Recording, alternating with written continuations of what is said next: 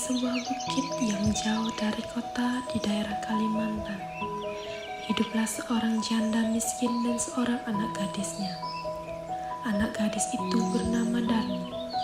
Rupanya sangat cantik dan jelita. Namun sayang, ia mempunyai perilaku yang amat buruk.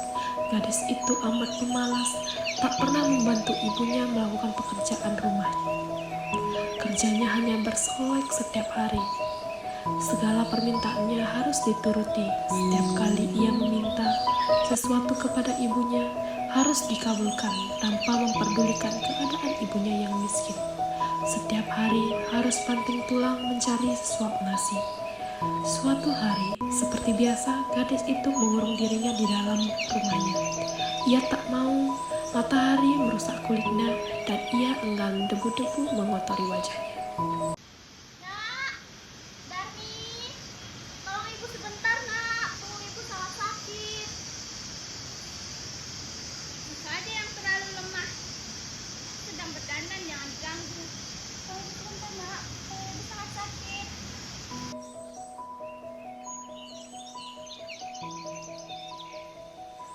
Sang ibu hanya mengelus dada. Kesibukan mempercantik diri hanya itulah yang dilakukan oleh putrinya yang pemalas itu. Matahari mulai memancarkan sinarnya. Sang ibu mulai bersiap-siap untuk berangkat ke sawah untuk bekerja. Ia tak lupa mengajak Darmi untuk membantunya di sawah. Darmi, tolong bantu ibu sebentar nak. Tolong bantu ibu ke ladang.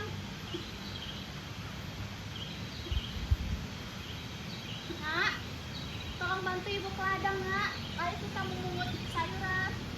Tidak bu, nanti kalau kuku sama kulitku kotor gimana? Nak, apakah kamu tidak kasihan dengan ibu nak? Saya lagi dandan bu. Ya sudah, kalau gitu ibu saja yang pergi ke ladang.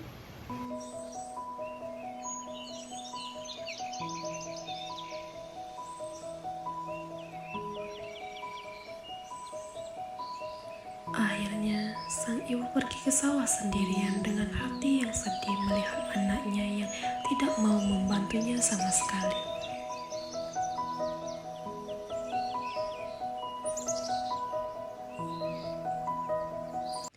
Setelah ibu pulang dari sawah, Darmi pun langsung menghampirinya.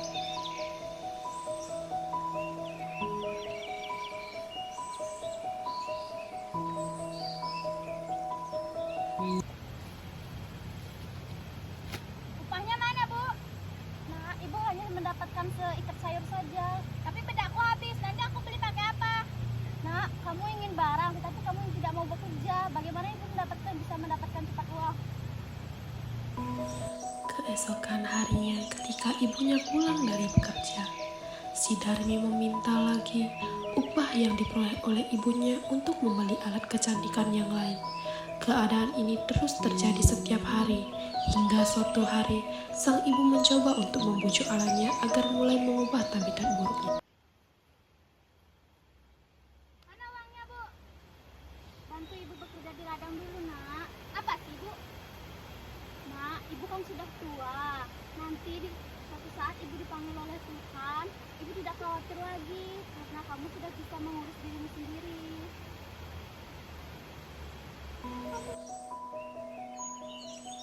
Hingga pada suatu hari, anak gadis itu diajak ibunya turun ke desa untuk berbelanja di pasar yang letaknya jauh dari tempat tinggal mereka.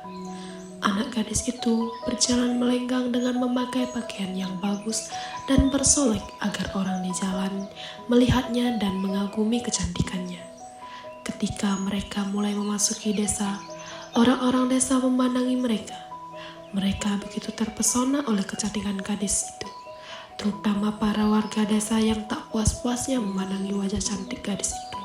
Namun ketika melihat orang yang berjalan di belakangnya, sungguh kontras keadaannya. Hal itu membuat orang bertanya-tanya. Darmi, siapa yang di belakangmu? Apakah itu ibumu? Bukan, dia pembantuku. Dia yang membawakan barang-barangku. Darmi, apakah yakin itu bukan ibumu? Bukan, sudah aku bilang bukan. Pergi sana. Astaga, kamu tidak boleh begitu. Meskipun dia bukan ibumu, kamu juga harus hormat kepada dia. Sudah.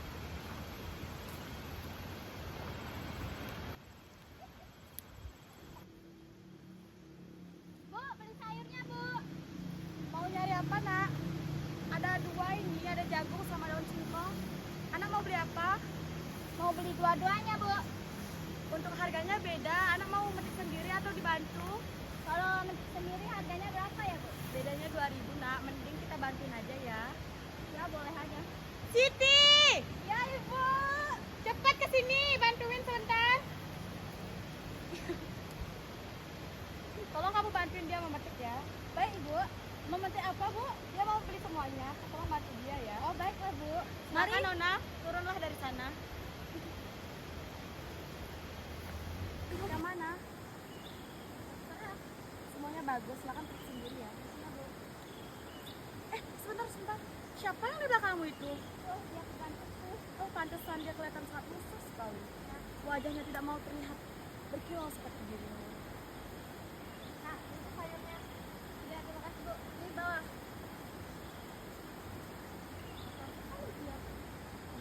Akhirnya sangat lusuh. Meskipun kita membantu, dia tidak boleh seperti itu dengan orang yang lebih tua. Sangat tidak sopan. Hai, dia itu siapa sih? Sombong sekali. Aku tahu apa itu dia, apa pembantunya. Meskipun itu pembantunya, tidak seharusnya dia seperti itu. Alangkah terluka sang ibu mendengar perkataan anaknya saat di pasar. Hatinya menangis, dan ia benar-benar tak berdaya menahan sakit hatinya. Ia berbisik dan memohon kepada Tuhan. Akhirnya, sang ibu pun berdoa. Ya Tuhan, hamba sudah tidak kuat lagi dengan hinaan ini ya Tuhan. Tolonglah kutuk anak hamba itu ya Tuhan. Atas kuasa Tuhan Yang Maha Esa, perlahan-lahan tubuh gadis durhaka itu berubah menjadi batu. Perubahan itu dimulai dari kaki, ketika perlahan telah sampai setengah badan anak gadis itu menangis memohon ampun kepada ibunya.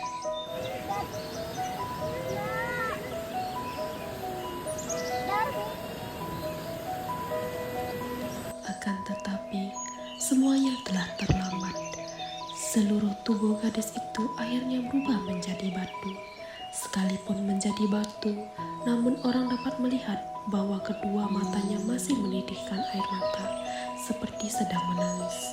Oleh karena itu, batu yang berasal dari gadis itu mendapat kutukan oleh ibunya. Itu disebut batu menangis.